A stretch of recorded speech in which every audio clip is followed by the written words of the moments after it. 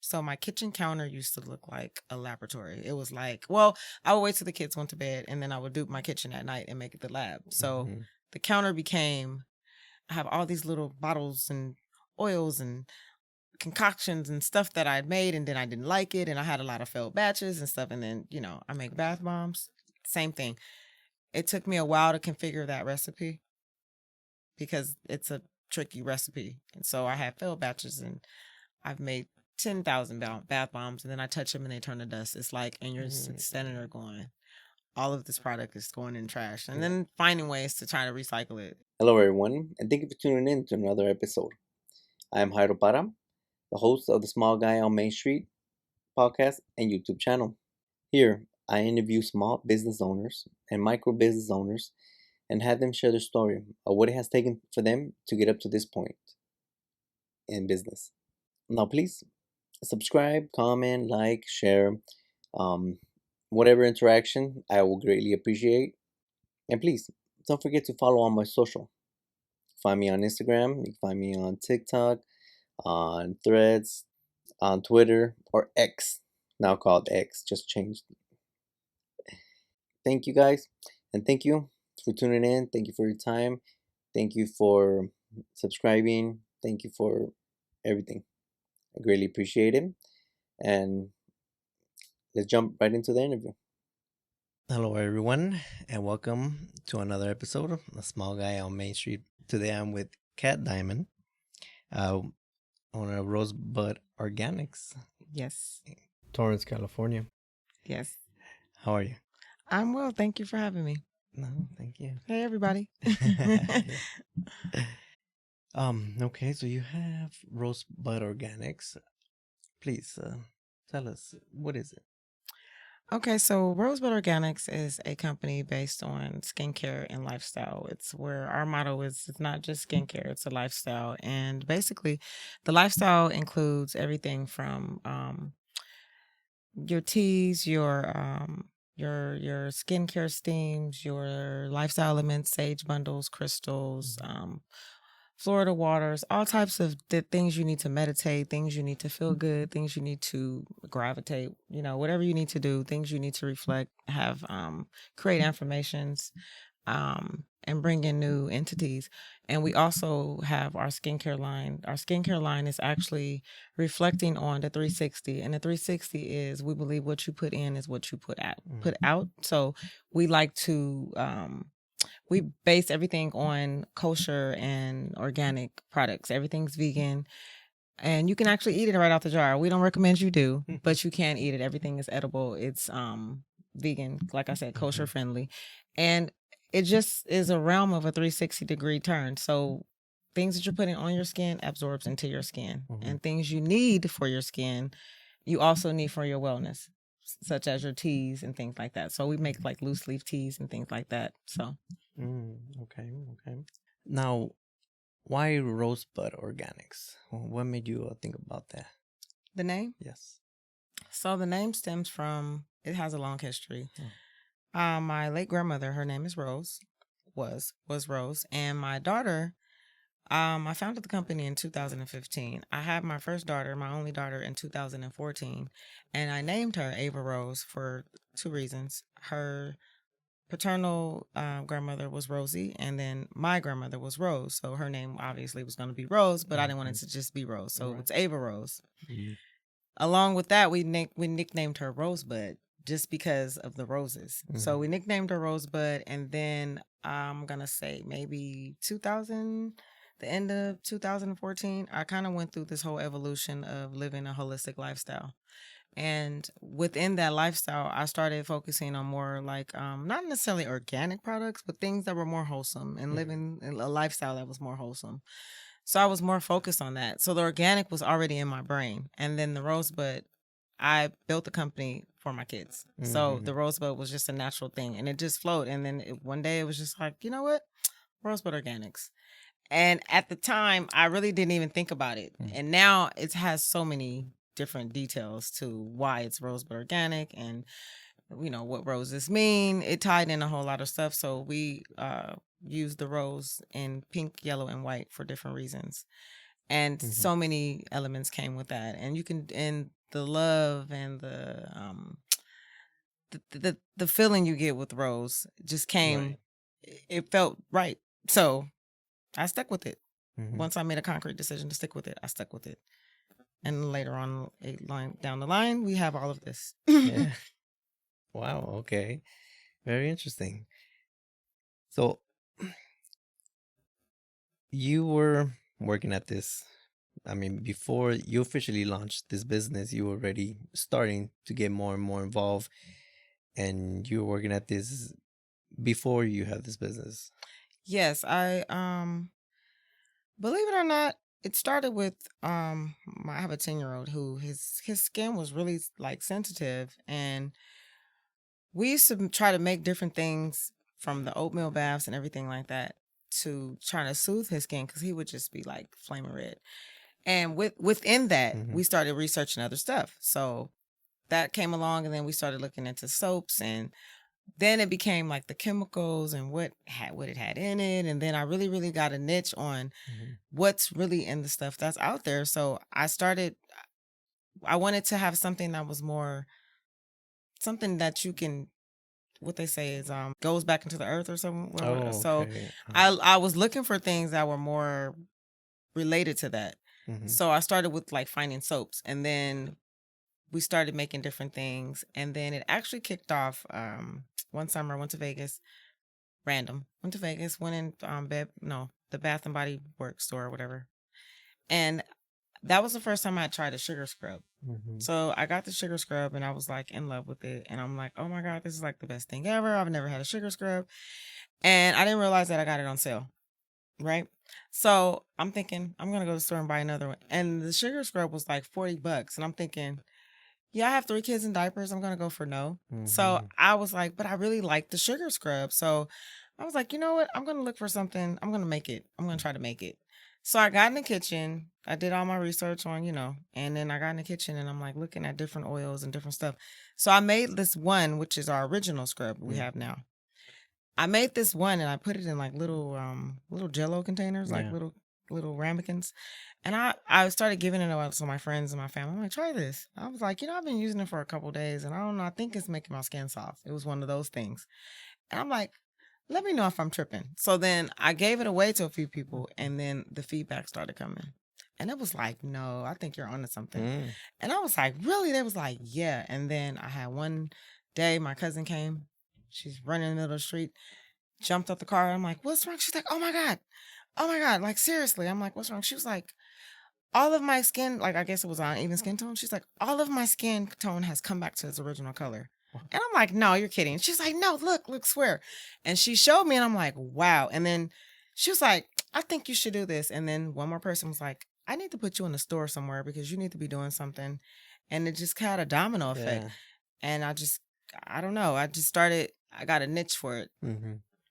But the base under that is I'm naturally a mixologist and I'm naturally a baker. So I think this just tied all that in. And it just, poof, here we are. That explains the lab coat. Yeah. You over here making all kinds of concoctions. And I write all my own recipes. Oh, okay. So I take time and I try to make them specific for different things geared toward the skin or whatever you need it to be geared towards. I do custom orders.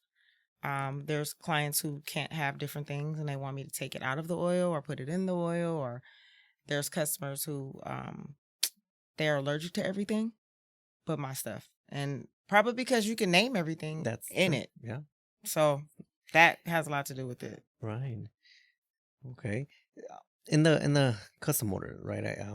I saw that and I was just questioning, well, how or what makes it a custom? But now you're saying because not everybody is the same, right? Not everybody, even though it's natural, but everybody's skin is still different. Everybody's skin is different. And a lot of people, I'm going to say at least 70% of people are allergic to coconut. And that's just by default. I'm finding that out. And some people are only allergic to it in raw form. Some people are not allergic to it if it's like in an oil, but they're allergic to it if they eat it. Some people are allergic to the oil. It's just like they ate it. And then there's people who are just can't have any nut oils, which most oils are made from some type of cedar nut. Okay. So there's a lot of reasons, Right. highly sensitive people. Mm-hmm. And then there are my clients who like extra oil. So those are custom orders too, because we fraction it, we fraction our oil out and we measure it and everything. And then they want like twice that amount. Too wet for me, but they like that their skin is really dry, so they need that extra oil. So I have those, and like I said, and then I have the ones who wanted a little lighter, or I make the body butter that's shown here, but that's not one of my favorites. It's too heavy for me. That's just my personal opinion. It's too heavy for me, but people live by this stuff and won't do without it. It's too heavy. I prefer something a little lighter. We have a body wax that I use. I like, but to each his own. Yeah. If you like it, I love it. How many different products do you have? Currently, we have 100 and I think we're tapping on 117. Wow. And on the shelf, roughly right now, it's about 40 on the shelf. But in our recipe book, we have roughly like 116 products. There are things that I pull. We have seasonal things. Right. So there are things that like come out only in the summer, only for Valentine's Day. We have things that only come out for Christmas. We have Pride Month coming up. I have things that only come out for Pride. So there are different things. So roughly between 115 and 120. Right. But I try to keep a consistent amount of at least 35. Like the things that are here are always here. So our special editions come and go, and you'll get a heads up on our socials or whatever. But these products are here all the time. These are our usuals. They're always on the shelf. You can come and pick them up, order them. We ship them out. We ship worldwide. We have 2 pickup locations here and in Gardena. And then we're working on some kiosk type things where you can kind of like scan and go or type thing. So I'm working on that, trying to, just trying to get a feel of what the people want. Yeah. Like convenience for sure. For sure, yeah. So you mostly have what's more in demand, right? More than likely for the everyday use. And like you say, you'll cycle in and out seasonals depending, right? Right. Oh, okay. How many? 117? Like roughly about 117. That's just off the top of my head. I'm thinking of course. Roughly, that is a lot. It's a lot. Honestly, I didn't even realize it until you don't even realize you're creating that much until you've created it. And you look back and you're going, or I'll have clients who will call and be like, "Where's what happened to the? Didn't you used to have a?" And I'm like, yeah, we did, but or I'll bring it back for that reason. But I didn't even realize it because when I first started, I think I was so in the excitement of creating new things. Yeah. I was just creating new things. It wasn't even anything like it was like I was making 1 and 2 jars of something. So it's like I have 2 jars of this, 1 jar of that, and it was funny because I started at home. So my kitchen counter used to look like a laboratory. It was like, I would wait till the kids went to bed and then I would do my kitchen at night and make it the lab. So the counter became, I have all these little bottles and oils and concoctions and stuff that I'd made, and then I didn't like it, and I had a lot of failed batches and stuff. And then, I make bath bombs. Same thing. It took me a while to configure that recipe because it's a tricky recipe. And so I had failed batches, and I've made 10,000 bath bombs, and then I touch them and they turn to dust. It's like, and you're standing there going, all of this product is going in trash. And then finding ways to try to recycle it. That's crazy. But you start to just make things. And then I think maybe year 2, I stopped and I said, you know what? I'm just going to focus on like 4 major products. And these were the 4 major products I did. I did the sugar scrub and the body butter. I didn't even really do the body wash yet. And I focused on the body butter and the sugar scrub.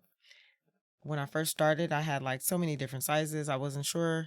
Now there's only 1 size of this, 2 sizes of the body butter. It's one of those, you like it or love it. There's no in between. And that's just from feedback from my clients. It's either it's not enough or it's too much. So that's that like it or love it, like the ice cream. So yeah. And I kind of found it there and I stayed there. And now I'm itching toward making new stuff, but I still have a lot of stuff that I don't sell all the time. So I that gets me through the seasons. Yeah. Yeah. So, okay, this is your first year in business with this location. Yes. Right. Obviously, since you've been doing this for a while, you kind of got a rhythm. You kind of know what people like, right? So you kind of Right. establish that, and you said, okay, these are my 4 products that I'm going to be consistent with, or whatnot. Um, but how do you, besides it being seasonal,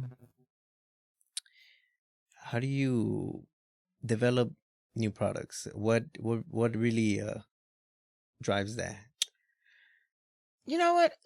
It's the curiosity of the cat. Oh, okay. Like, I'm always looking for innovation. I'm always looking for ways to improve things. So sometimes with within improving one thing, I come up with something else.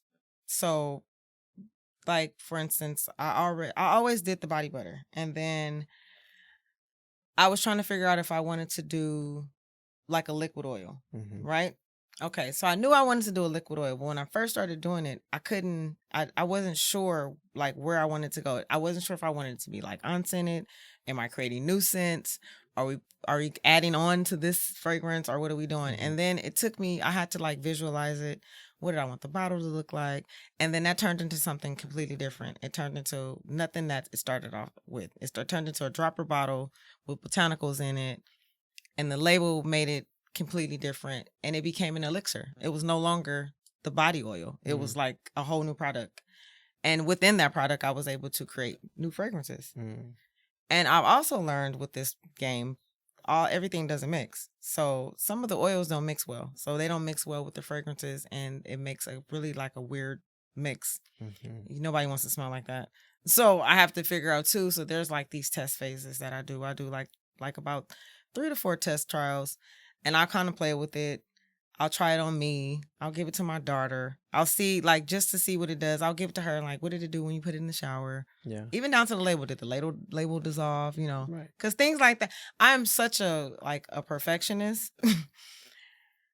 I've worked so hard in like creating the jars to seal right, where you're not getting in the mail and the box is wet. Like, so I don't want anything to fall apart before you do it. Like, that's my whole thing. When you get it, I want it to look exactly how it should look. If the label comes off because it's in your shower, that's on you. But I don't want it to come like that. I don't want it to be sliding around. So within all of that, I had to like start being mindful that when creating a new product, though, it comes with labeling and a jar and a size, and that's another bill, so to speak.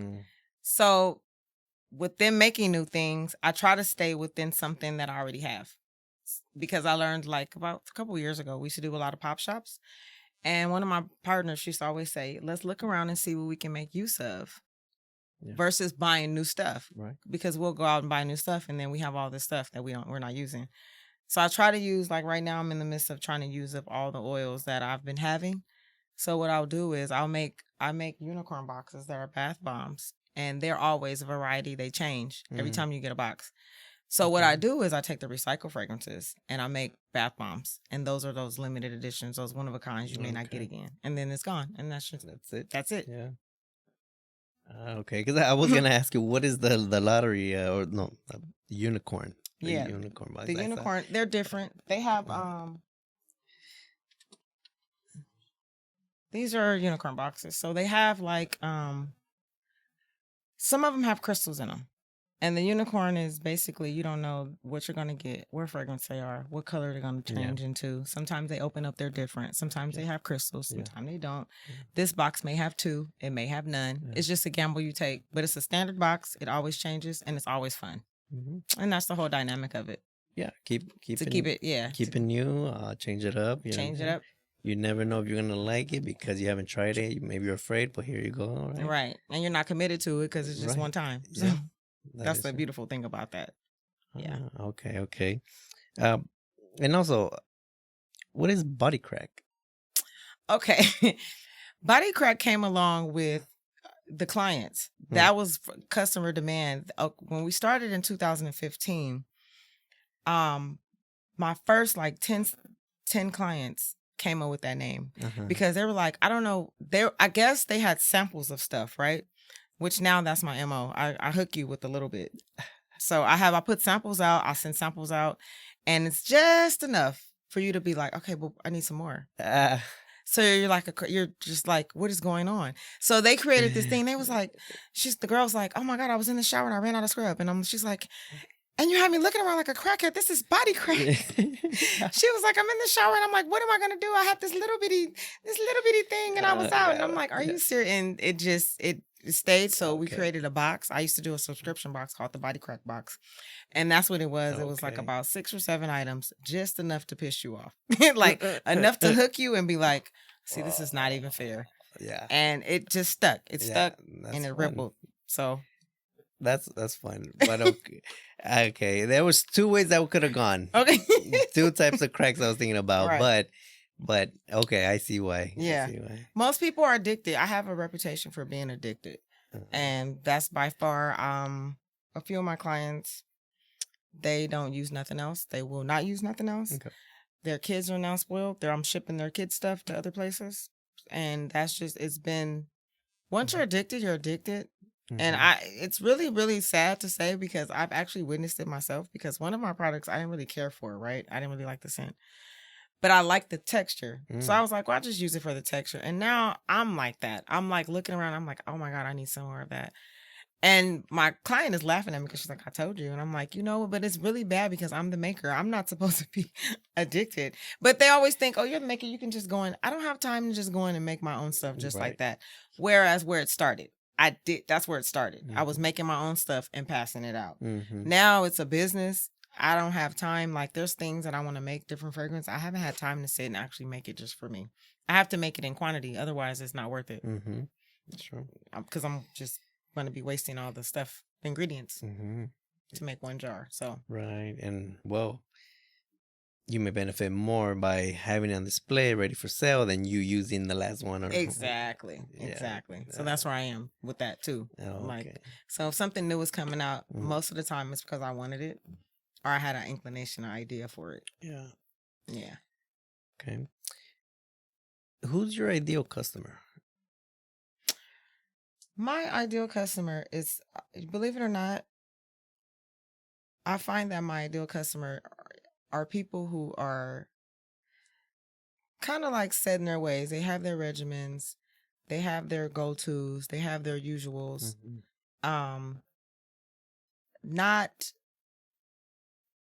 Not people who are constantly trying new things. Because I find the people who are constantly trying new things and they try my products, they don't come back. And it's not because it's not a great product. They're just constantly trying new things. Whereas the people who are kind of set in their ways, I like, we're in Torrance. And I say, when I originally wanted to come to Torrance, I wanted to go to Del Amo Mall. And I was really kind of skeptical about that. There are places there that sell the stuff that I sell. But it was more so, Torrance is old and people are set in their ways. And I felt like the community they were not going to gravitate to my product because I'm not L'Oreal or Estee Lauder or any of the big brands that they know here. Right. Whereas the young crowd, they're constantly trying new things. They're going to try you. They're going to go to Kiehl's the next day. They're going to go to, Bath and Body the next day. Whatever the buzz is going, they'll be in Sephora today, also tomorrow. It's not really a commitment. Yeah. My ideal customer is somebody who's committed. So like the people who come to me, who have been coming to me for the last 8 years, they live by my products and they see the difference in their skin and they care about the difference in their skin. And it's something that's been consistent. And they trust me. I mean, I trust them because I feel like if you've been coming back this long, then it's something in the product that is really great. I feel like it's something in the product. I truly believe it's my oil. So when I get the clients who want to find a new home, I'm looking for those clients. People who are trying to get away from the commercial brands of shea butters. And there's a stigma too with shea butters because a lot of people don't like them because they smell like nuts and peanuts and all. Yeah, they have a weird smell and I don't want to smell like that. So I'm also bringing that crowd that likes the shea butters but don't want to smell like that. So it's the same ingredients with the benefits, but it smells good and it's soft and it makes you feel good. It doesn't. It makes you feel like you want to put it on. Yeah, and you're loyal. Like I'm building this whole subscription thing for loyal customers, such as that, where you can kind of get your stuff delivered on a regular basis. You don't have to think about it. You can just I kind of been I know about what the supply demands, what a 30-day supply looks like. So I have a face-off box for your face. That's our which is pretty like a 30-day supply of face care. And it's a subscription, 30 days, reoccurring. And you don't have to think about it. But that's a commitment that you know you're going to make. It's like, you know, you're going to need your scrub. So you might as well put it on auto, right? Okay. So those are the people that I'm looking for. Yeah. Even the people who are looking for a new skincare journey because everything else didn't work. You know, and I'm seeing that the skincare journeys are different. Like I'm able to see it with my kids because they try different things, but to see a change, if it's working, if it works for the acne, if it doesn't work for the acne, I'm able to see that and go back and pull you in because I'm targeting your skin. You see what I'm saying? Like I'm targeting, I want to pull you in to target your skin, to target what's bothering you. So I try to do like a lot of like on the socials, like the Q&As, like what are you looking for? Like what would you, you know, if you can have a product, what would it be? What would it target? But people don't like to talk, I find, you know? Yeah, that's true. I think on that end, you have to be really, really specific. But then that will also limit you to those specific people that are the question is addressing, right? Right. So that is a difficult thing to try to get back. Because that's a question they ask too, like when you're doing boosting your social posts and they ask like, what is your target audience? It's really hard to say. And I have such a broad audience. Like my audience goes from like 18 to 65. Yeah. So there's no real specific target. Yeah. But I do find the buzz comes from the younger ones, the commitment comes from the older ones. And that's just facts. I'm, you know, based on time. That's just how it's been going. And so far I've been right. And I noticed that the young people, they're good for the buzz. Yeah. But like I said, it comes in waves. And when they're over it, that's it. But I need you to come back. I need you to be committed and loyal. That's true. I do see that, and but as long as you understand that, right? As long as you see that obviously they're trying it out, then okay, the game is okay. How do you keep them coming back, right? Exactly. But it's just per habit, right? When we're young, oh, let's try this, let's do that, let's do this, let's do that, and then I think down the line, like you said, once maybe start settling in life, and okay, you got your rhythm going. You know, this is what I'm doing. Yeah. Yeah. And I've seen it, and I respect that. I remember being in my 20s. You know, I remember being in my 30s. Yeah. So all of that comes with it. But like I said, so I need the ones that are, and I have a few, and I've been struggling too because a lot of like I'm not sure a lot of people like to order online either. That's another thing because we've been online for so long. They used to just be able to kind of call me, make the order, and then pick it up or whatever because they were coming to my house. Or then I started doing the online thing, and then I had a few people who ordered online, and then they would have me delivered. But I noticed that my older clients who've been with me from the beginning, they refuse to make an order online. They are like, no, they'll still call me like, just send me the link, I'll pay for it. I'm like, okay, so I still have to manually do the order, which is fine. Yeah. But I noticed that that's not their generation. That's not our generation. They don't like to order online if they don't have to. And I don't know if it's because they know that I'm local Yep. or what. So that's been a struggle too. So I'm also trying to figure out how to cater to them as well, where I'm still getting their business because I want them to still be, you know, picking up their merchandise and getting their stuff, right? But not feel like they are obligated to waiting on the mail. That's true too.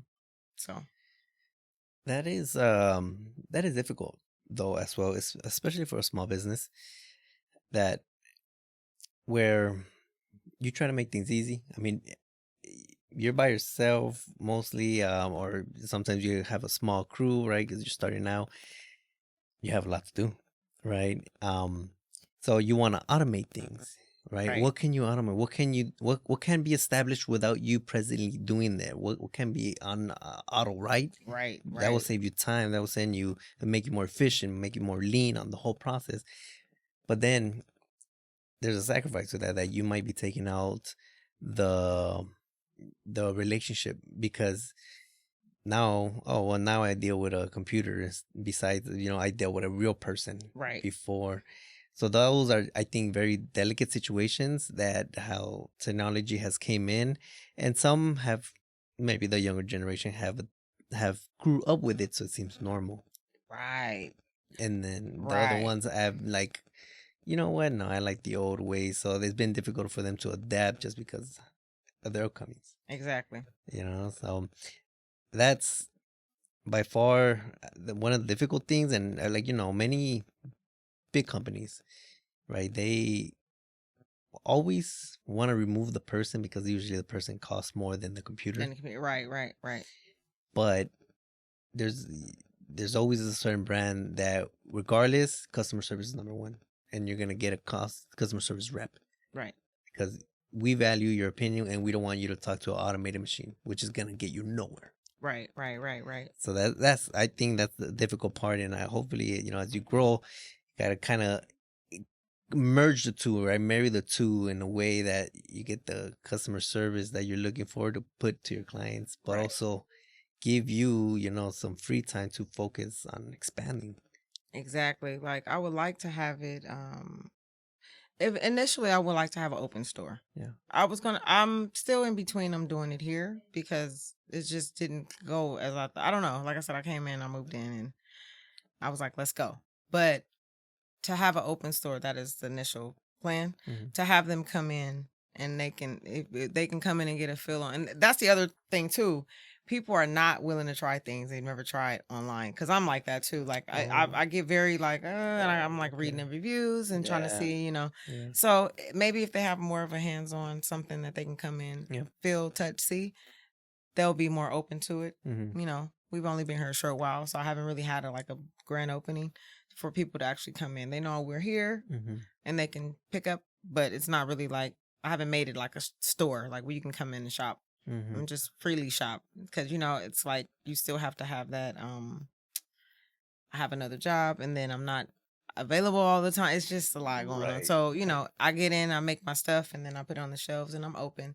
We're open, at least 4 days out of the week. Mm-hmm. But for the most part, it's building that online reputation because that's really where it is right now. Like, Mm-hmm. the foot traffic is not really coming in too much. It's more so online. Yeah. So, But of course, then again, competition online.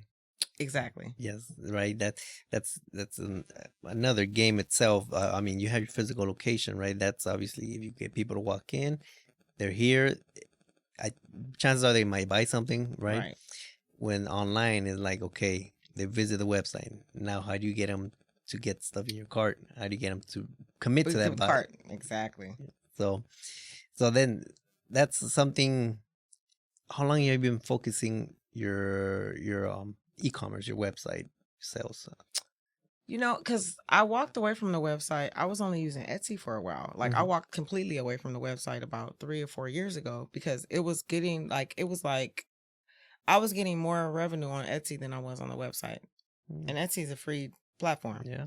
Or you can pay, I think I pay like $10 a month or Yeah. something like that. Yeah. But it was just, and it's easier. You keep with your inventory and then they sync to whoever your website is with or whoever your merchandise is with. So like we use Square. So Etsy is synced to Square. So I was able to keep up with my inventory on both spaces. But the beautiful thing was when I did pop shops, Etsy allows you to use Square as your POS system on your phone so you can still keep up with and charge everybody effectively and pull it out of your inventory without having to go back and adjust your inventory based on what's sold today. So that was a beautiful thing, but it was free. So I'm thinking, well, what do I need to pay a website for? I'm not getting enough traffic on the website to actually use it. Yeah. So I shut the website down. I'm only using Etsy. And then just recently, I'm going to say last July, I decided to commit to Square and pay for the website. And I paid for it. The other downfall was that I didn't have the time to develop it. So I have a media guy and I went ahead. I'm like, let me just pay you to do it because it's never going to get done. Yeah. I just don't have the time to sit and commit and do it. So I paid him to do it. We got it up in 30 days. And the advantage for me was I learned this in some class I took a while back. pay for things in the, for the year, Mm-hmm. not only are you saving, but it cuts the headache of you worrying about it every month. Mm-hmm. Because I would have been in my head every month going, do I need this website? Do I really need this website? Well, it's paid for. It's done. Yeah. It's done for the year. And believe it or not, I use it for a lot of things. Like I'm able to use it across the board, outside, inside. It still syncs to Etsy. It's paid for the year. It keeps my inventory. I do get the traffic, but I'm not committing to buying. Mm-hmm. So that's the other part.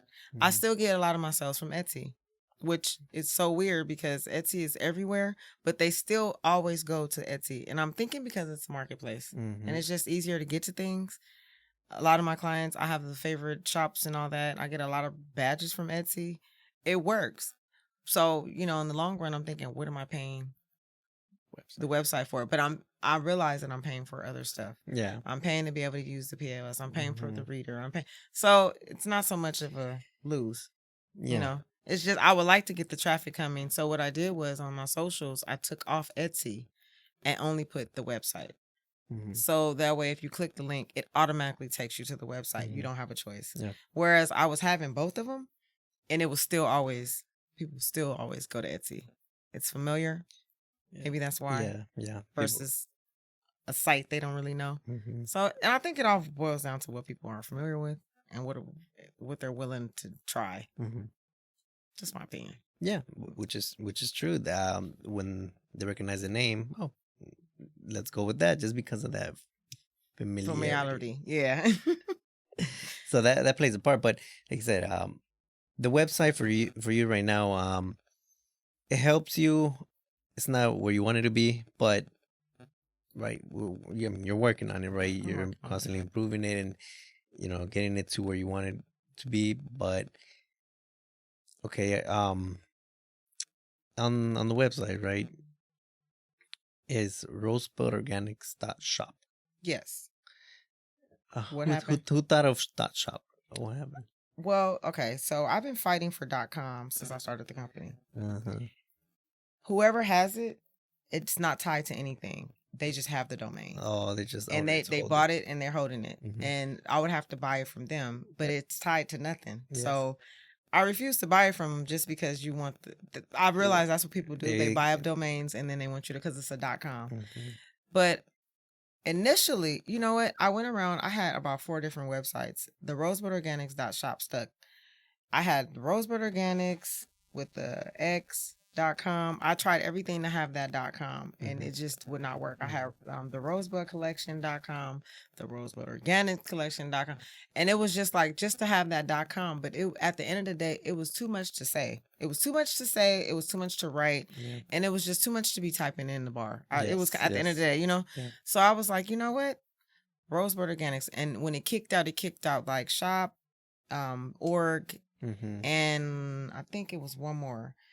And I'm like, so I asked my mom, and she's like, why not shop? And I'm like, because I thought shop was weird. Mm-hmm. Right? That's not a common. It's not common.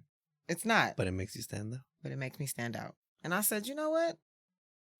Why not? Yeah. It was one of those, why not? Why not? Yeah. And I was like, you know what? Why not? And I bought the domain, and I was like, you know what? I'm going to keep it. Yeah. And I've been working hard to keep it, to make sure that I keep it, because, we get lost and we forget, and then there goes another year, you lost it. Yeah. So, but this one's been for the last 2 years, I've been having it, and I think this is the one. Well, it's great. It's great, right? Because obviously you are a shop, right?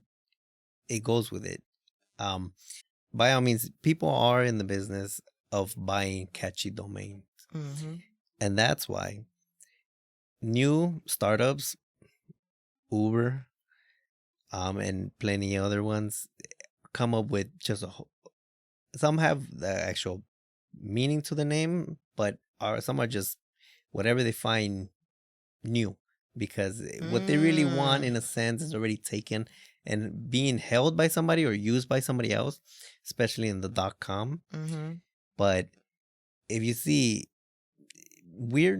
any company that has a weird name, that's what they kind of sometimes settle for, because if so many things are taken and people aren't in the business of buying, holding domains, and you want to use it, okay, I'll sell it to you for 10, 100 times the price. Yeah, that's what it was. Yeah. And it's funny because Rosebud Organics was never it was never available when I first picked the name.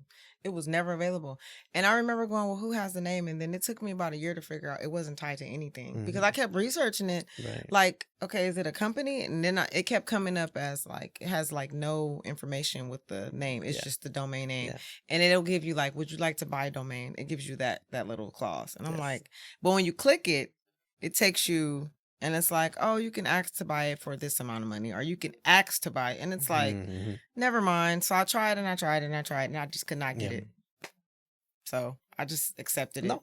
Okay. But like I said, it goes well. I believe it goes well. But if you like it, right, you're going to go with it because it makes the sense you're a shop.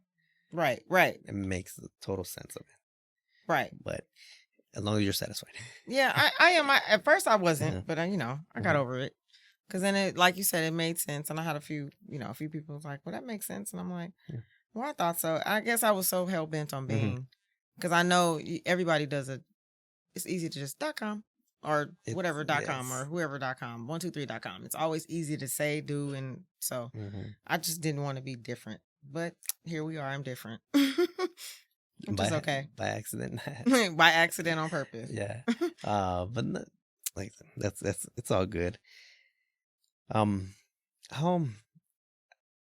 has the full experience of that running an e-commerce, right? They submit the order, you make it or you get it, you pack it, you ship it, you deliver it. How has been that experience?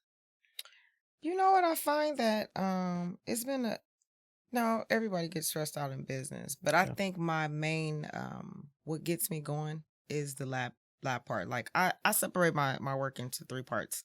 We have the office part, we have the lab part, and then we have the actual, like, where we're doing content production, putting stuff out, pushing things out, marketing, so to speak.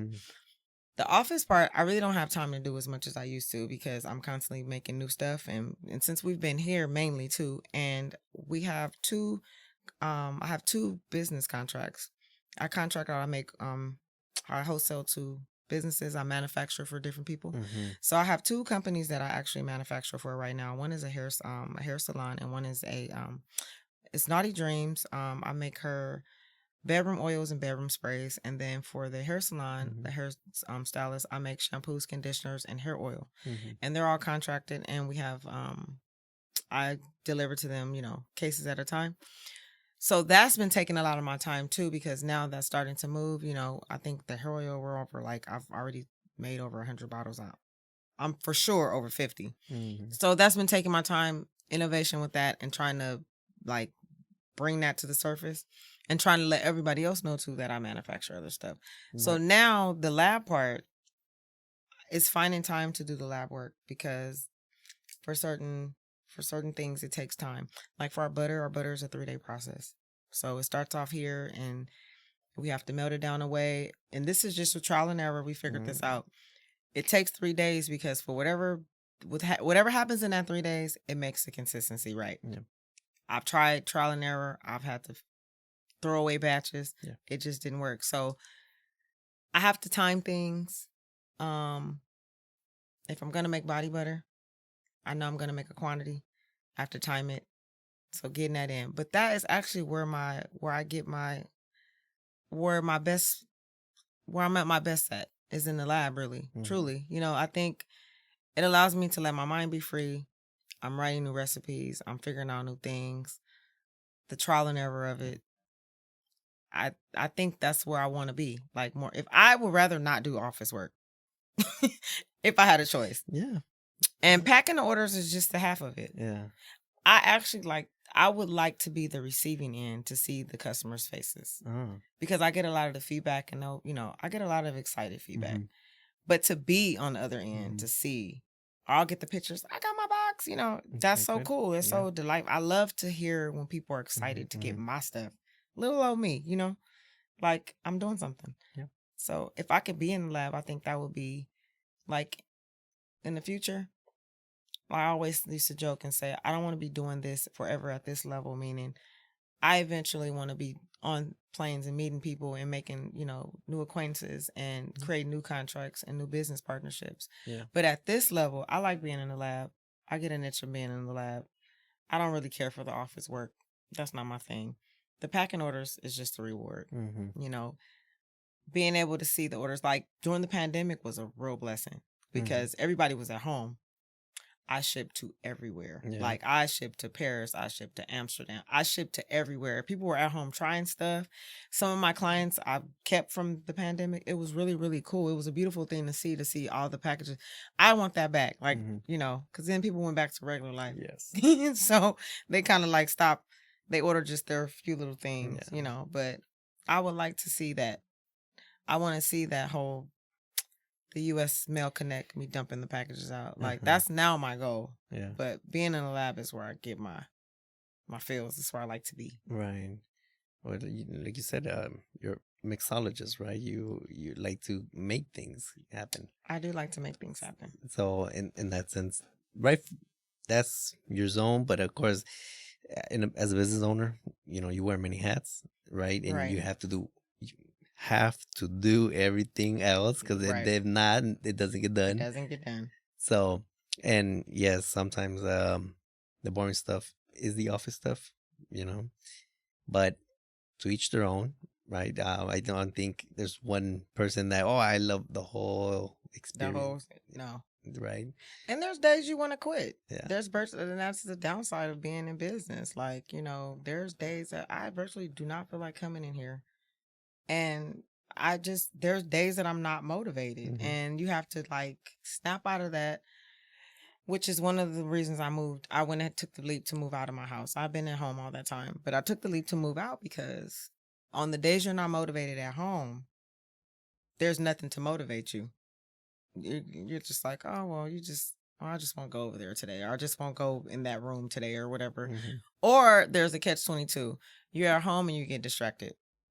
Because now you're in the middle of doing something and then you suddenly remember you have to make dinner or there's laundry to do or something. So you're constantly doing two things.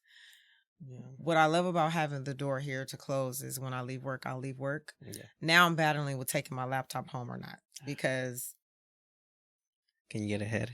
Can I get it? And I'm not believe it or not, I take it home and I'm not getting ahead because I'm tired. By the time I set the laptop down and then I have everything else that I'm doing and I work at night, I bartend at night. So by the time I come back to the laptop, it's the next day I'm coming back to work. Yeah.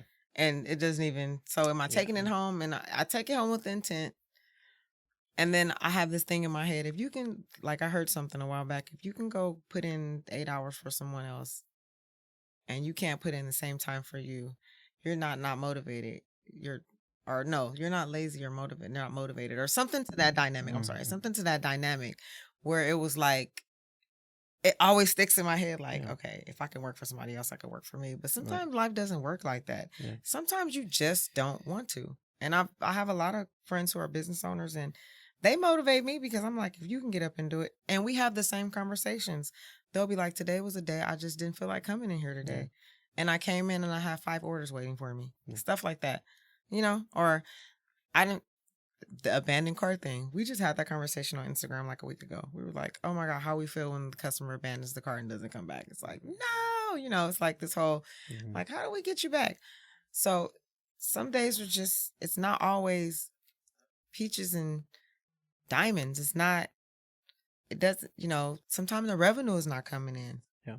You know, and then you have to balance out what you have and what you need to do, you know. The whole goal here is to create, you know, flexibility and freedom without fault. You know, like everybody wants the freedom to be free, able to do whatever they want to do. But we also want it without fault. Like you want to be able to do what you want to do without having a guilty conscience about what you should be doing. Right? Yeah. So I think this business for me, the freedom without fault, is teaching me to... Everybody has to work. And I think too with entrepreneurship, people think, oh, because you're an entrepreneur, you're working for yourself. You don't have to work. I hear that a lot. Oh, I can't wait. I need to work for myself so I can, you know, oh, I can just, you know, I need to be, but check this out. You work harder for yourself than you do for somebody else because when you're working for somebody else, everything is already set up for you. You just come in and do your part. Yeah. As an entrepreneur, you're actually setting up the platform. So if you don't set it up today, it's not going to work. It's just not going to, like, you know, I was just thinking to myself, I have like 4 weeks to get ready for something. Well, if I don't jump in like now, I'm not going to make it. Whereas If I work for someone else, they already thought about that 4 months ago. Yeah. You're just going to show up and do your thing. That's just how it's going to go. Mm-hmm. Entrepreneurship is not set up like that. So you have to set everything up and make everything flow and make it make sense. And what about the days you don't feel like it? Mm-hmm. You still got to get up and do it anyway. Mm-hmm. My mantra, keep going. You got to keep going. Don't stop now. You came too far, you know? Yeah. Right? Yeah. And that's my motto every day too, because every day I'm thinking, did I make the right move? You know? I'm like, okay, you're 8 years in. Mm-hmm. It's time to stop asking yourself, did you make the right move? Yeah. Because you're still here. Right? So. Yeah. No, that's true. It is. If you could work, like you said, 8, sometimes even more for somebody else. Right now, of course, it's going to take a lot more motivation on your end to do it for yourself. Exactly. Consistently. Right. But of course, the sacrifice, because there's always sacrifice, right? If you do it, it may be more at the start. You're going to work longer hours because you're getting everything, you're starting to run, making sure everything's going as planned until you get a system going that works out. And then you could adjust the schedule. Right. But back to back weekends, everything is going to be sacrificed, or can be. Everything. I always say late nights or early mornings. Yeah. Like when I first started, we did a lot of pop shops. And we would always do the pop shops at different locations on Saturdays. Yeah. And it was crazy because we'd be up all night making stuff. It was 3 of us. We all did different things. We'd be up all night making stuff till like 3 a.m. To be up at the pop shop at 9, to come back with nothing. And it was like, I think that level of dedication is where I found my, either you're going to get in and do it or you might as well quit now. Mm-hmm. Because it's not always going to be that consistent revenue coming in. And then later in life, I did the pop shops and I was making $400 a day. But all of the days that we stayed and made nothing, those are the days when you want to give up. You're like, why am I even doing this? But at that time, I think you don't give up because it's fun. You're still in that, oh, I have a business and we're doing, it's fun. Mm-hmm. But when it becomes work, that's when you're really tested to see if you want to give up or not. When it's actually a job, when it's actually work. Yeah. When you have an agenda and a schedule and meetings and now it's work. Are you still going to feel like that? It's not fun. I was in here yesterday losing my mind. I was like, oh my God, okay. I just could not get it together because my mind was somewhere else, but I know I had stuff to do here. And I'm like trying to rewrite this new recipe book. And I'm just like, oh my God, this is one of those days. If you were at work, you'd be like, I'm ready to go home. Right. Like I'm clocking out. I'm going home. Yeah. But you couldn't. You can't just be like, I'm going home. I could have, but then what is that? I'm not even showing up for myself at that point then. Mm-hmm. So those are the moments where you have to, those little moments, you have to get a spark and go, okay, why are we doing this? What are we here for? What's the reason? What's your mission? What's your goal? And my goal is generational wealth. Yeah. I want to be a household name. Mm-hmm. I want my kids to never have to think about it. They're going to work, but I don't want them to ever have to feel like, I want them to feel like they came from something, So my goal right now is working hard at this level to create a greater life for them later, and sacrificing all my time now and also showing them what it takes. Yeah. So being the example, so to speak. Right. No, of course, but somebody has to do it, right? Somebody. Who else? Who else? Yeah. Who else? Okay. One of the followers, right? Her name is Linda Huerta. She said, how do you balance mom life and boss life? Okay, so let's see. There's a life balance that I feel like, okay, well, first of all, you have to learn to take time for yourself. And that's the biggest thing because I hear a lot from me, especially my friends. They all say the same thing. You never take time for yourself. You never take time for yourself because you're always doing something for the kids or you're doing something for the business. So right now, I'm balancing out. I try to take at least like my Saturdays. I may work here, but I don't work at the bar. So my Saturdays are geared to my kids to do things that we need to do for stuff that we need to do. I take Mondays off completely. which is a new thing for me, taking Mondays off. But the Mondays are so I can get laundry done. I can get to the store. I can plan ahead. I can plan the week. Because it becomes a challenge. Yeah. Fortunately, my kids are very, very responsible and they are self-sufficient. So I can give them directives and they can pretty much do it. My youngest, I have twins, they're 9. So I can give them directives and they're pretty much on the program. They know, but it does get challenging because then you get to where the kids are like, you're never home. You know what I mean? Yeah. Why we never see you? So you have to balance that out and you have to figure out time to make. So sometimes I'll take one and I'll bring him here with me. My oldest son, he's 16. He does come work with me on Saturdays. So that's our little time. He'll come in, he'll work with me a couple hours on Saturdays and then he gets his little time. And then the other ones, I'll kind of I'll bring one a week. They'll come in and do little things or if they need to help. But it does get challenging. And you also have to learn when to walk away from regular life and just focus on mom life. Yeah. Like sitting in, taking the kids to the movies. Yeah. Stuff like that. And let's face it, we're working all the time. The kids are gone most of the time at school. You have to find a niche in between for the both of you because they need you just as much as you need them. I think the kids make life seem real. If that makes sense. Yeah. You can, and I piggyback off my kids a lot. I get a lot of insight from them. What do you guys think? My daughter's a very big influence on the up and coming Rosebuds because there's things in her mind that she'll be like, Mom, I want you to do this. I saw this. You should try this, So my mom life is also a part of their life is in this. Yes, yeah. And then we talk about this a lot too because like I said, the company started from different reasons. We were just talking about that. I picked him up from school early today because I knew we had a meeting. So I picked him up early. We went to lunch. I took him to get a haircut. Stuff like that. Whatever I have to do. Whatever I got to do.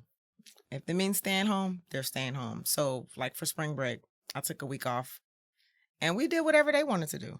We hung out. We went to amusement parks. We we played video games. I rented a hotel. We were there for a couple of days. I let them run amok. It was their vacation. I was kind of just visiting, And that's how I balance it out. I take time out. I plan things ahead and tap out with them. Yes. Well, that's a struggle. I know it is. But like everybody does it differently, right? And however you see it work for yourself with your family, right? However the script could go that you're gonna be home Mondays and that's where you catch up with everything at home. Exactly. Or you do it Wednesdays or you do it this day, but that's always a struggle. It's always a struggle. And it's always like, especially on the weekends, so I'm divorced, so the weekends are kind of split too, with their other parents. So that's the other part of Saturdays. He has them for Saturdays, and then so we kind of have to meet up. And kind of just to see what we're doing. Like this Saturday, I'm going to take him to a birthday party, which is not my Saturday to have him. But if it's not my Saturday, but the birthday party is on my side. So it's kind of like, okay, well, let's take him to his birthday party. And you know what I mean? It's kind of like his friends that they go to school with. So we're going to, otherwise it would be like he would take them and then that would be his time. But so we share time between the two of them. But Saturdays are really tricky because you only get one day on the weekend. That's it. Sundays, they're already coming home, getting ready for school the next day. And I'll generally work Sunday nights. So I don't see them Sunday nights. So it's very important the Mondays that I'm home, because it started getting to the point where I felt like I was never home with them too. Like I'm never home with you, and because when you guys are here, I'm not, and when I'm here, you're not, and it went in a circle for a while, and I had to figure it out. So I figured out I need Saturdays off and I need Sundays off. Mondays off. I do take, the Monday is the only day that I'm off from everywhere, so I get to chill out and be home with them on a school night versus it being a Friday night or a school night, just to kind of like see how their day went and catch up. Catch up, see what they're doing. Yeah, that's good. Yeah, that's good. So how difficult was it to find or get a location for you? And right now that you have gotten this location, do you feel it's the right location? I started looking for, okay, well, first of all, there's a background story to finding a location. Okay. I didn't even think I needed a location, but when my ex-husband and I separated, I was working out of our house. So it was having no location at all. So it was trying to figure out what I wanted to do because the business was kind of new. And I knew I didn't want to lose my clientele, but I didn't have anywhere to work. So that was already a headache. And I'm thinking, okay, where am I going to work? I need to find something. So I started looking. This was like 2018. So I started looking like different spaces. I hit a realtor. I'm like, I had a few people that I knew. And she's like, well, what kind of space are you looking for? I'm like, well, I don't need anything bigger than a 200 square foot space, right? At the time, I had like half of this right now. And I'm thinking, I only need about a 200 square. And she's like, okay. It was really hard to find an industrial space for that small. So I ran into a lot of complications because the places that I was finding were all office spaces. Office spaces don't have running water in the units. They have carpet, and they're set up virtually for a desk and a chair, not for a laboratory, right? And I ran into a lot of the people who didn't want you to have like open door. Like they didn't want, if you were going to have clients in and out, they didn't want, which was weird, right? So it was like, if you're going to have like, the owner doesn't want you to have like a storefront, so to speak. They want people coming in and out. And I'm thinking, well, what kind of, and like, well, if you're having meetings, that's one thing, but it was the foot traffic. So I ran into a lot of that.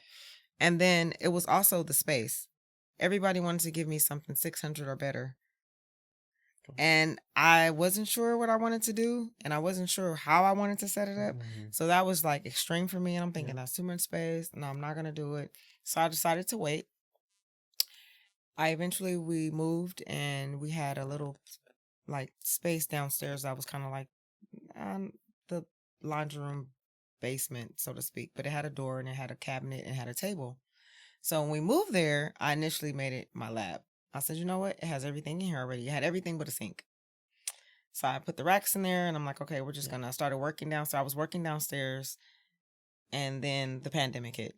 So it worked because I was at home, I was working at home, and then I was still doing everything I needed to do. And then I started getting these contracts, which made me need more things. But I needed to be where I could leave everything situated. I didn't need to be where I had to take things down and put things away every time I used them. So I was like, maybe it's time for me to move. Maybe it's time for me to get, out of my comfort zone. And then I got scared. And I started saying, no, I don't need to move. I don't need to move. This was all last year. And then it was like, no, I don't even know if I want to do this. Let me figure out if I want to do it. And every time I say that, I always get a big order. And I'm like, no, what are you doing? I need this many butters or this many. It always happens like that. So I'm like, okay. Then it was like, okay, well, I don't even have the motivation at home. I stopped, I just didn't have it. I don't know. I just could not get it going. And I was driving down the street just here, and it was the space open. And I called, and the lady gave me this outrageous number. And I'm like, oh no, I'm not doing that. And then I went to enroll my kid in the high school right here. He wanted to go to Starbucks. He's at Starbucks. I'm in the parking lot. It's a sign on the thing. And I'm thinking, I'm like, me. Just speculating, my curiosity as usual. And I called the number, and I came in, I looked around, I'm like, okay. And I'm looking, and I'm like, okay. And the guy, the owner here, he was like, we met, I saw it, and he's like, you can have it. And I'm thinking, okay. So I kind of just jumped into it. They say do it scared. I did it scared. Been here. It's April. We're moving around. All right. Not so sure if it's the greatest location for me. It seemed like it was going to be because the dynamics was here. Like there's the hair salons and the tanning. And then we have a new neighbor. She does I think eyelashes and nails in the back. And then on this side, there's another skincare lady, which kind of worked in my favor too, because whatever she does, she wanted me to make a product for her to do while she's doing treatment for something else, another skin treatment that she doesn't make. So that was cool. But I don't think it's in the foot traffic. I don't think, and it could not be. I don't think there's a buzz for me. If that makes sense. However, 2 years ago when I was doing the pop shops, there was a buzz, and I did get a lot of people asking me, well, do you have a location? Do you have a location? Where are you? Can I come in? Can I come in? And then I stopped doing the pop shops. I kind of disappeared for a while, and then I came back, and there's no buzz. So I'm not sure if it's just there's no buzz or this is not a great spot. So I don't want to fully say that it's not a great spot yet. I have gotten walk-ins from them visiting people here. Yeah. So I've gotten a few walk-ins. Whether they've returned or not, I'm not sure, because I've only been here a little while. But I've been thinking about that too. Like, I wanted to move somewhere and kind of make it home for a while. I didn't want to like be moving around. Yeah, but like you're saying though, it's maybe too early to really know. Yeah. And of course, if the locals, right, when they come around, they're just getting to know you're here. It's gonna take them a while to really, become something they know, right, and trust. Right. Because sometimes you're here for, who knows, a year, 5 years, but that's something you have to test with time. Right. And I'm learning that. And I'm like, okay, I'm trying to be learning to be patient with it. Yeah. Because I did just get here. And like I said, like you said, it's taking people, and I've only been putting my sign out since like February. Like, so, for what it's worth, it's about where I've, as much as I put in, or so to speak, or like I put the sign out February. I don't know how many people scan it. I don't know how many people take a card, but I will tell you this: all the samples that I put right there, they disappear. So whether even the cards, like I put a stack of cards, they're moving. Interesting. Right? They're moving, but I don't know to where. Like I remember when I first put the first set of samples out, and I came back, and I'm thinking, because I kind of count them, and then I came back, and I'm like, okay. Then I waited a few more days, and they were gone. I'm like, okay. So then when my mom and I were trying to figure out, we were like, okay, is it like one person taking them all or what? Man. Right? Now we're trying to figure it out. And I'm like, okay. So then I switched up the samples, and I put like some men's samples out. They went too. So that's not it. I know the traffic is coming, but I'm not sure when or how or what and what they see or what they take. They take a card. You can scan the back of it. We have these little QR codes. You can scan it. You can sign up. You can see all of our pages and stuff like that. And then we have the card for the lifestyle subscription too. You can scan that and you can subscribe to that. I don't know. My email list hasn't changed. So, but apparently something's happening. Yeah. I don't know, Yeah. I had one person tell me that they did take one thing. Like, oh, I tried it. Yeah. And she's like, can you make it this color? Or can you? So I was like, okay, that's that on that. So maybe I'm just creating the buzz and it's just getting going. So I'm going to give it some time. Yeah, I guess it's really finding out if people are just it could be one person like, oh, I got me 10, right? Or Right. But it will be difficult. I think it will be difficult to really track that. Wow. I know, right? I'm so like for like now I put those samples out like 2 weeks ago. It's one still there, just one. But I almost feel like it comes from the lady in the front that does the hair. She does all different races, so they kind of come around and looking around. And then the lady that does she does nails and lashes in the back. Her clients, they come, but she's not here all the time. But I always feel like it's those two people that the clients come and go, because her clients are they're kind of mostly older women, so they either come in or they keep going. It's not, they don't stop to examine anything. But I feel like it's either one of those, because it'll be like the days that I'm not here, and I'll come back and I'll check just to kind of see. And I put out different stuff. I put out the late night. I put out the body butter. I put out the face oil, the face scrub. I put out the face care magic. And like I said, I'll give you a little bit. Body crack. just enough to hook you so you can come back. Yeah. So so far it works. Yeah. But that's how I'll be able to tell though. Like, because some people will be like, oh, I found this. I got a sample from you at a pop shop somewhere, and I want to know what was it. So. Okay. So, I know you said at times, right, it's tough for you to keep going, right? Like I said, at times it's very demanding. At times you're pushing yourself too thin with everything they have going on personally and here, right? Um, is this more or less one of the most difficult things you have set yourself up to? I would have to say so. Yes. Yeah. I would have to say so in the essence of, you know how you've put so much into something. Yeah. It will almost be devastating to just let it fall. Mm-hmm. Right. Like, you know, people build companies on different reasons and have different reasons why, and they have different backgrounds. But this particular company, I can honestly say I built from scratch. Mm-hmm. Like, there was nothing. Like, there's a saying on it for a hairstylist. I started with a pressing comb and a towel or something. You know, it's pretty much like that. I started with a teaspoon of sugar and a Mhm. cup of oil. I can literally say that. So I think for me, I'm a serial entrepreneur. I've had several entities, but for this one, for some reason, there's something in me that just, I can't see it fail. And I think this is my sacrifice, putting it all in. Mhm. Like, you know how you have that one thing that you just decide you're gonna put all in. This is my putting all in. Like, I think I've went broke. Mhm.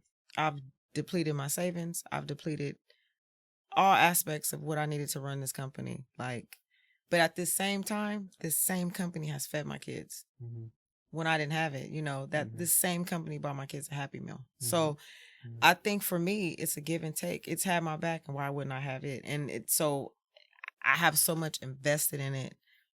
Time, blood, sweat, tears, Mhm. real tears. Like, I think that makes me keep going. Yeah. It makes me want to keep going, Yeah. even though I want to give up. You know, and I have a great team behind me that's always like pushing me, like, no, you can't give up because I'm watching you, you know, and I'm like, I'm watching you, you That's know, good. Yeah. but I think this is that baby that I had that is just, I can't give up on it. If whatever it takes, I work to pay for this Mhm. generally, besides my other stuff, but really that job is funding this company, you know. And I from some coach before, they said sometimes the best move you can make is go back to work for the best move you can make for your company is to go back to work. Mhm. And when I made the decision for several reasons, but one of them was I had everything had depleted. It was like there was nothing else, and I can't keep waiting on orders to make the company run. Yeah. So you got to figure out something else. Mhm. And I couldn't get a big budget loan. That they don't mess with small people like us. Your revenue has to be very high when they start handing out money. Mhm. So I think this was by far the hardest thing I've ever done. I mean, besides parenting. That doesn't Yeah. come with a Well, manual either. maybe. Yeah. Maybe the first one was probably difficult, but then you got You're the right. understanding how Right. the get down is, right? Right. Right. But Uh. other than that, you have to do it Yeah. and learn. Yeah. It was. I had to say it was an article, I believe it was, that I read. It said a business is another child of yours. You have to care for it. You have to, nurture it in its own way. You have to give it its attention, Mm-hmm. and you have to grow with it, Right. right? And you as a mother, right? You've gone through that, right? And Right. from the start to where they're at now, and you've seen them grown, and you know that if it got to this point with them, and your oldest is 16, Right. give it time, right? I guess you gotta let it flourish. Let it flourish and know when to let it flourish. And I'm going to be honest, there's times when I know that I'm neglecting my business, but it shows. Yeah. You know, and I had to have a real talk with myself recently. Like, okay, but are you really putting in the effort? You're expecting these great things, but are you really committing to the effort? No, Mhm. you're not. Mm-hmm. And you can't expect it if you're not committing because, like you said, who else? No one else is going to do it. So you have to be real with yourself first. Yeah. Like, you have to, I had a friend tell me recently, like, if you're going to make anything happen and you're starting from scratch, you have to live in it. Mhm. There is no time for nothing else. Mm-hmm. In your mind, you're thinking, but I don't want to do that. But that's the only way that it's going to blossom. People like to use Elon Musk. I'm pretty sure he was not hanging out on yachts while he was trying to build. Well, no, okay. On that example, it was not him by himself, Exactly. right? He had a great team, or he was able to establish a great team behind him that Right. made it all happen. But he had to have some dedication, though. Of course, You know what I mean? He of couldn't course, be yeah. going in only on 2 days a week and Oh, expecting to yeah. be a millionaire by next Right. Friday. You know No, that, right. and I think that's the myth too, Mm-hmm. which we talked about earlier about people think, oh, you're an entrepreneur, you can go to work 1 day a week. That is not true. No. Somebody has to work. GMs don't work 1 day a week, and they're GMs of companies. CEOs don't work 1 day a week. They take off a little more than usual, but they work every day. And that's the other part. The downside of balance, we talked about that, is too turning it off. Mm-hmm. That's a lot of the balance too, because I had to learn to turn work off. Like, so now, as much as I would like to, I have to not have my socials notifications on, Mm-hmm. because you're constantly checking. You're with your kids. You're constantly checking. You're doing a post. You're making content. Yeah. You're checking the email. You know, you're checking who said whatever. You're checking your DMs because it's pinging you. Turning all of that off. Like, a few trainings, I've done a lot of like online trainings for e-commerce, all kind of stuff, and a lot of coaches all say the same thing. You have to turn your emails off, otherwise you're never off. Yeah. When you go on vacation, you're checking your emails. Yes, of course. But you're less likely to check them if they're not dinging your phone. Yes.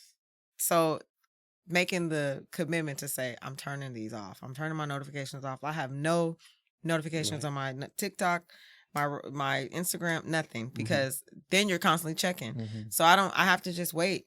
It's a downside because sometimes I miss them. They're later, or I miss them. They're too late.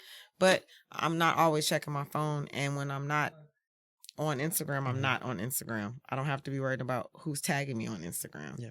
Even though I don't want to be on, I take a lot of social breaks. Yeah. I take a lot of spiritual breaks. And all of that ties into the balance, so you can be off. But I also just read that they said, stop announcing your breaks. Just take them.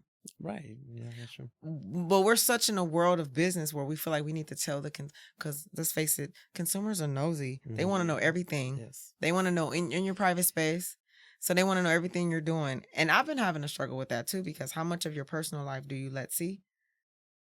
Yes. And how much of your business do you, like, where's the balance there? Like, people are always want to know what you're doing. Yeah. Why? I don't know. But we're the same way with our celebrities that we like. We follow them around. We want to know what they're doing. Same thing with the business owner. They want to know what you're doing. I get more feedback when I'm posting stuff, my regular life versus laboratory life. Right. They're following, they're looking. Yeah. But they're looking, But what they like and what they're looking at is completely different. But I try to eliminate it. I try to make it to where I can just.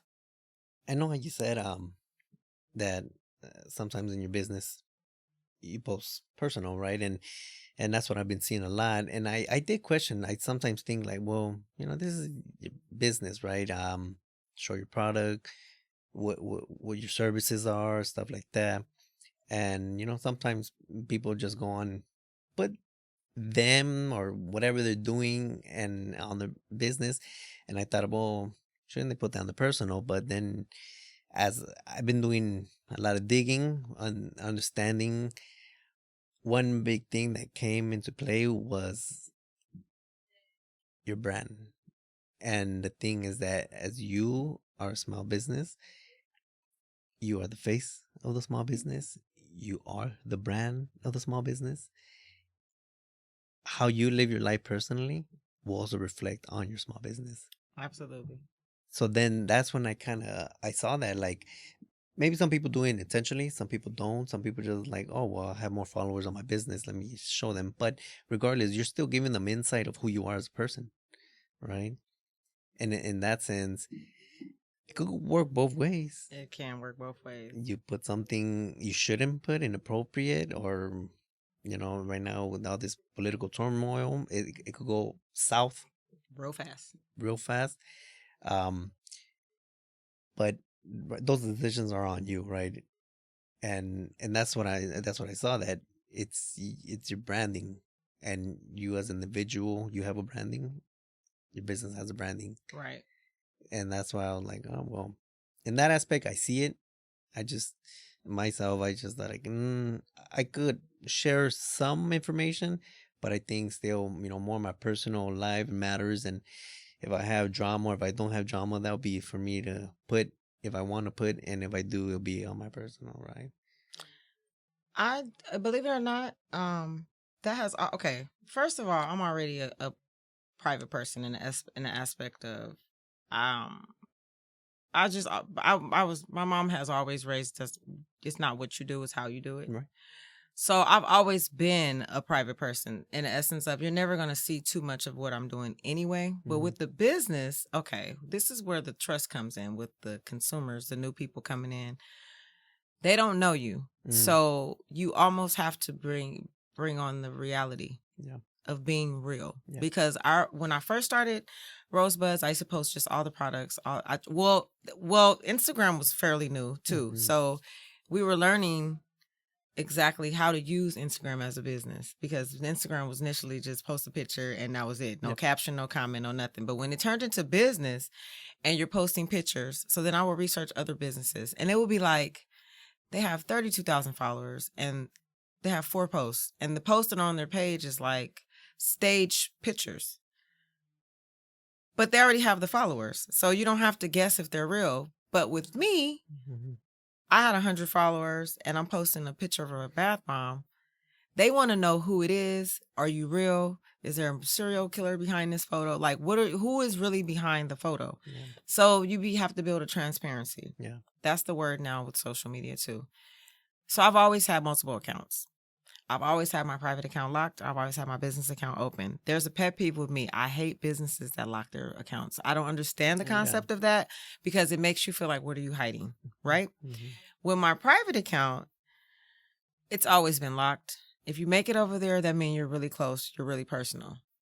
But there's a stigma to that too. You're not real. What are you hiding? Just this year, I decided to make okay, let's back everything up. Social media is a business. Yeah. In my eyes.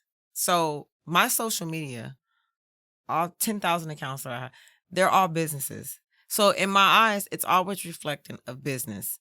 There is some reality to my personal page to let you know that I'm a real person. I feel real things. But there's also a limit to what I'm going to post on that page, because it's still a business. The people who are following you everywhere. You and I both know Beyonce has one page, but we constantly look for something else because that page never posts anything. Yeah. Right? So you're constantly looking for something to find her to do something. You never see her. We know she has a Snapchat. You don't have it. I like that illusion, but I also like the reality of you knowing that I'm real. So yes, it's there. I let you know who I am as a person, and that's that. The business side, it's all business. And I post things that seem valuable. Family photos, birthdays. Because virtually what I realized, being in a business, everybody you cater to is now part of your life. And they feel like they're a part of your life. When my grandmother passed, I had 10,000 condolences.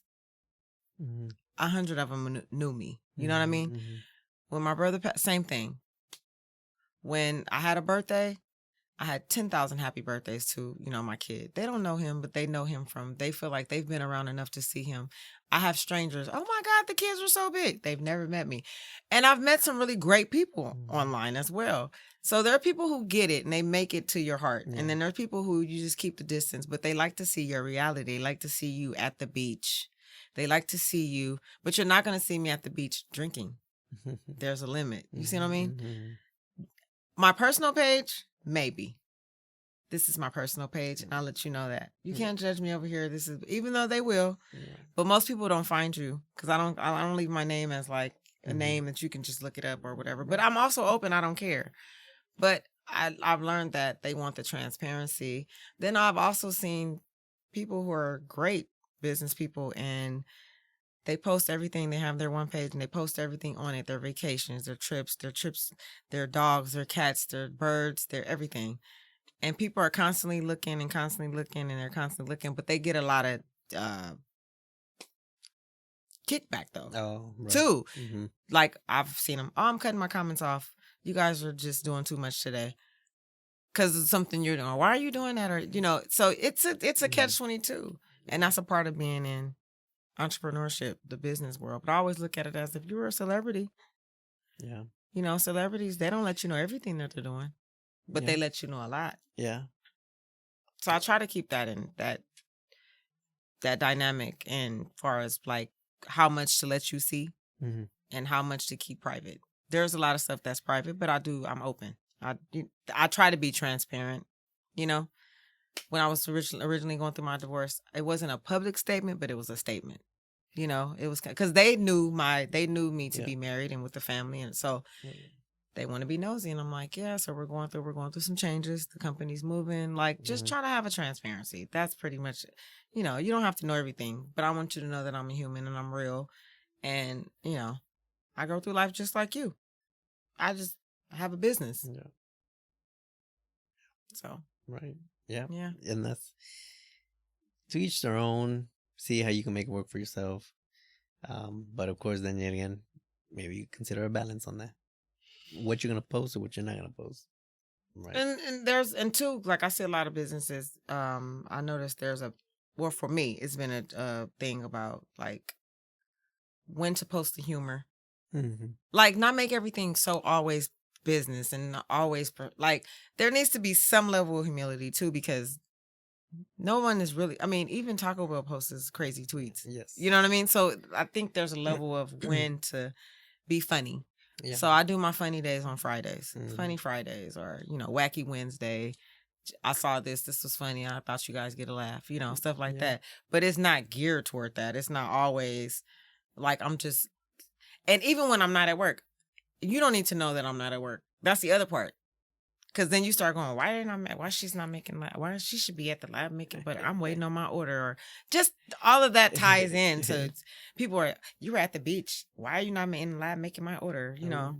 Or just, people have their own, to each his own. People have their own comments on how they feel about it. So I don't even want you to even say that, like, or why should I feel guilty? That's what I said, freedom without fault. Why should I feel guilty about being on the beach because you made an order? And you're thinking like, oh, you're at the beach and I'm waiting on my order to get here or whatever, You have a life. You have a life. Yeah. So I just the balance between the two, like, we're at the office today. See you later. Or like, we're closed, we're filming. Even though my sign is out. Just FYI, I posted on social media.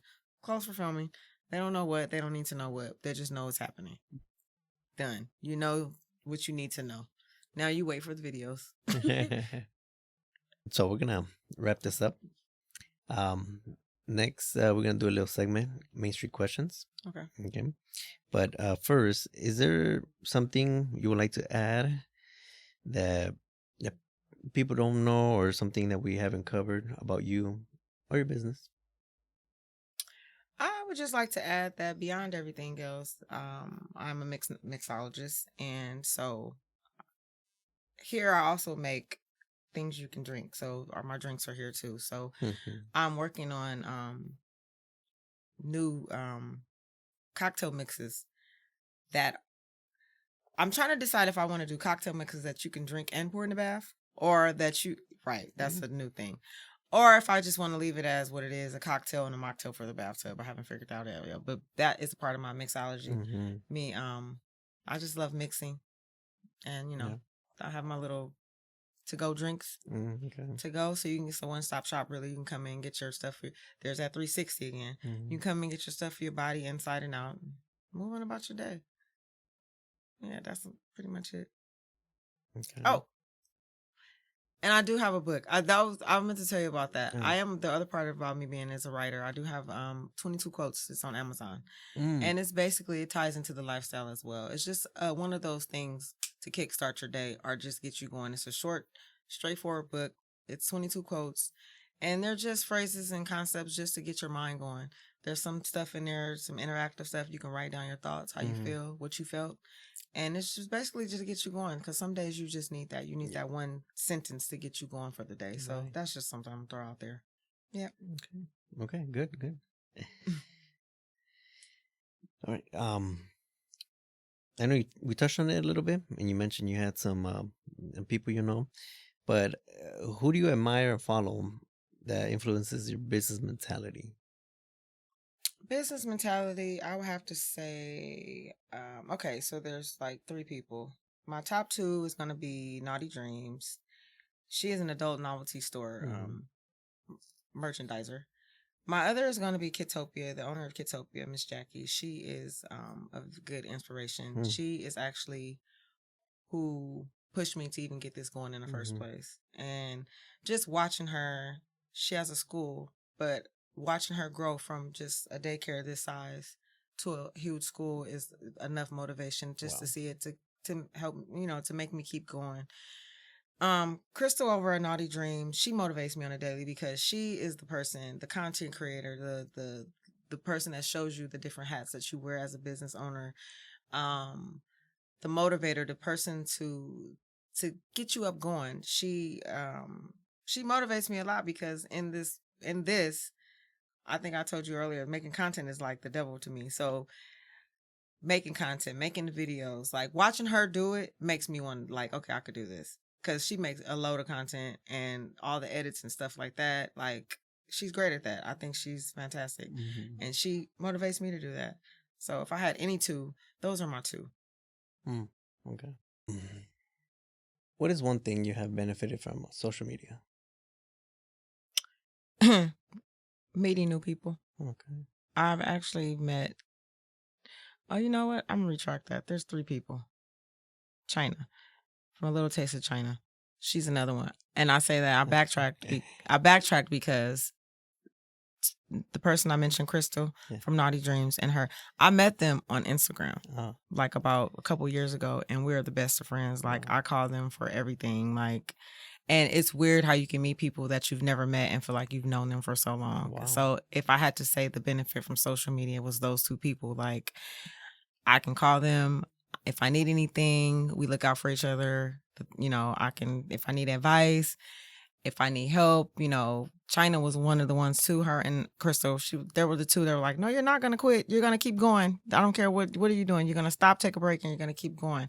And I appreciate people like that. But just to think I met them on Instagram on a just random, on a follow or something. And then we just started communicating and we became really good friends. I can call them. I have phone numbers on them, emails. And that's really genuine to me, especially in this world. Like everything is meeting people online, but that's not my world. So, and the fact that we became so close is really a blessing. It really is.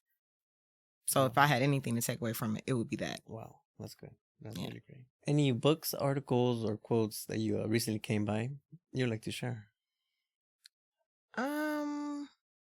Actually I did. I heard a quote on the radio last week and it was like, it said, be like an elephant. Remember who matters, take care of your herd, and always take up space. And for me, that stuck. And it stuck. I wrote it down and I said, you know what? From this day forward, I'm going to live in that. Remember who matters, take care of my herd, and always take up space. Nice. Always. Like, never shrink myself down for nothing. So we are a small brand now. We're going to be a big department store in one day. And you're going to be able to come in and say, I remember when you did the interview with. Yeah. So, for sure. And that's the goal. So yeah, that's the quote that's my quote. I'm sticking to right now. Yeah, it's great. Never heard it. Me either. I thought that was wonderful. I was listening to Coast. Yeah, I was like, you know what? I was on the freeway and I was like, when I stop, I'm going to write that down. And I said it twice. And then when I stopped, I wrote it down. And I'm like, and now that you asked me that, I was able to reflect. That's cool. So that's my quote. Good. How would you define wealth? Wealth is a part of a 360 to me. It's spiritual. It's being wealthy is more than money. It's how you feel. It's your well-being, your peace, your sanity, your strength. Everything that ties into something that you can't take away with a monetary value is wealth. Health is wealth. Strength is wealth. All of that is wealth. I think all of that is tied into non-tangible things. And anything non-tangible, I feel, is a benefit because you can't take it away. You can only grow from it. Yeah. You can only build on it, learn from it. You can't subtract it. Once you experience something, you've experienced it. They can't take it back. But money, when we tie wealth to money, then it can always be recanted. You can lose it. They can come get it. It cannot be made. Yeah. It cannot be coming in. So I think when you realize that the real wealth is everything else, you've already won. That's real good, yeah.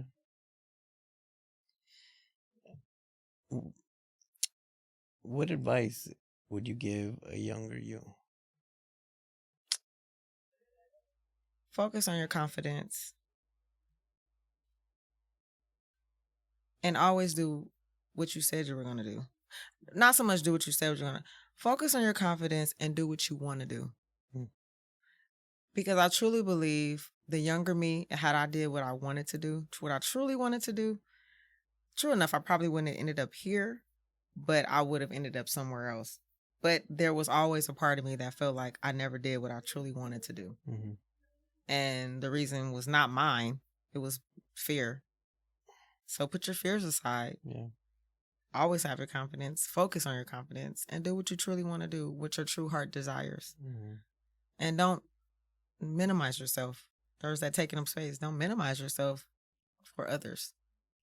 Because, we often don't make moves because someone else. For me, I didn't go out of state to college because I didn't want to. My mom was like, "Oh, you've never lived anywhere," Mm-hmm.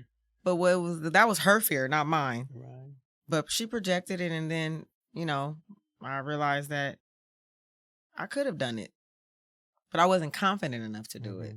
So I let her fear overtake mine, and then it became my fear. And then, so until younger you, I would say, work on your confidence, perfect it. And always do what you want to do, what your true heart desires. Because in the end, you're the only one who matters. You make yourself happy. Nobody's going to make you happy. Yeah. So you need to follow your heart. That's what I would tell the younger me. Last but not least, I have a sense of what you might say, but I've been getting a lot of shocking answers on this. But which do you choose, coffee or tequila?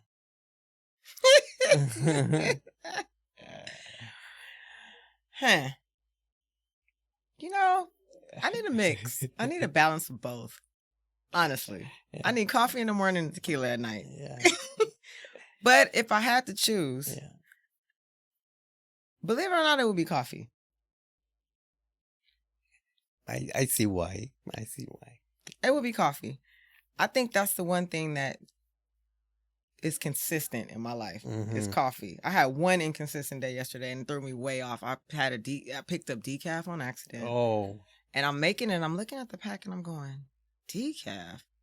My brain automatically shuts off. Like decaf, it's not gonna work. So all day I felt like I was like falling asleep. I'm like, okay. So I think coffee, tequila. We can skip that. But coffee's going to keep you. I'm about the no-dose and coffee crew. I'm like, if it's going to get me going, I need it in the morning, I need it at night. No. Yeah, that's it.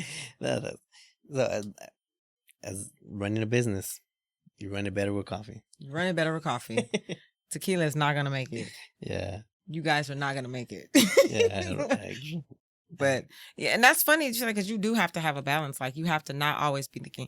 It took me a while to realize just because it was Friday did not mean it would to go out happy. Like in my mind, it was like Friday, and I'm thinking that comes from working too from someone else.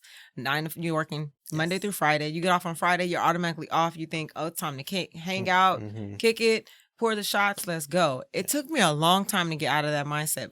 How about it took me a long time to get out of the mindset of working on the weekends? Even working in this business, it took me a long time in my mind, it was Monday through Friday. I did not work on the weekends. And I don't even know why I had that inclination of, so my cousin used to be like, why do you think you can't go to work on Saturdays? I don't work on Saturdays because I hadn't worked on Saturdays in like 15 years. Yeah. So putting that mindset, taking the stigma out, that 9 to 5, as you said, that 9 to 5, 40 hours a week is out the window. Yeah. You have to have a little more time. So I don't work on Sundays, but for the most part, in that mindset, then I wanted to be off by 2:00. That was another thing. Oh, I'm going to be off by 2. because I was so used to working out of school. I was off by 2:30. Mhm. So that mindset is, and then you have to get out of that. You're not going to get anywhere. So Fridays is no longer hanging out unless you really don't have nothing to do. Other than that, you're taking this laptop home or you're leaving this office late. Okay. And you're going to do what you got to do to come back here on Saturday morning. Yeah. And that's that. Yeah. Life of a business owner. Yep. It is.